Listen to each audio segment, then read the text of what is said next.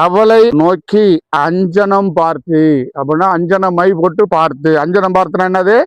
அஞ்சன my போட்டு பார்த்து எனக்கு குறி சொல்லி நான் உன்னிடத்தில் சொல்லுகிறவனை எழுப்பி வர செய் என்றான்.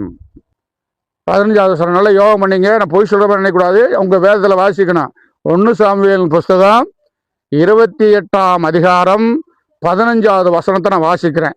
சாமுவேல் சவுலை நோக்கி, நீ என்னை எழுப்பி வர பண்ணி என்னை கலைத்தது என்ன என்று கேட்டான்.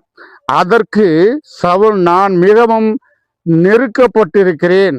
பெலிஸ்தர் எனக்கு விரோதமாய் யுத்தம் பண்ணுகிறார்கள். தேவனும் என்னை கைவிட்டார்.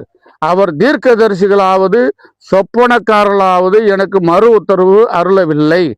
ஆகையால் நான் செய்ய வேண்டியதை நீ எனக்கு அறிவிக்கும்படி உம்மை அழைப்பித்தேன் என்றான்.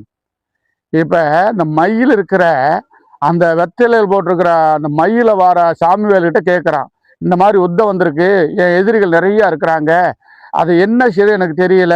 ஜோசியக்காரங்கிட்ட கேட்டேன், எங்கள் ஊரில் இருக்கிற கோடாங்கி கிட்ட கேட்டேன், நம்ம சாமி கிட்ட கேட்டேன், ஒன்றுமே கிடைக்கல, நீங்கள் என்ன சொல்கிறீங்க அப்படின்ட்டு மையில் இருக்கிற அந்த மையை பார்த்து, அந்த வெத்தலை இருக்கிற அந்த அஞ்சன மையில் இருக்கிற மனுஷனை பார்த்து இவன் கேட்குறான் இல்லையா.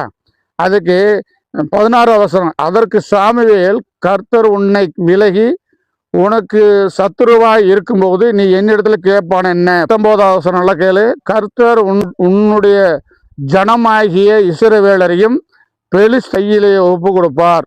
நாளைக்கு நீயும் உன் குமாரரும் என்னோடு கூட இருப்பீர்கள். இஸ்ரவேலின் பாளையத்தையும் கர்த்தர் பெலிஸ்தர் கையிலே ஒப்பு கொடுப்பார் என்று சொல்லுகிறார். அந்த மயில் இருக்கு. இப்ப நான் இப்ப படிக்கும்போது நீங்க என்ன செய்வீங்க? சாமுவேலும் ராஜா சவுலும் நீங்க பேசுறது மாதிரி இருக்கு இல்லையா? இல்லையா? அப்படித்தானே?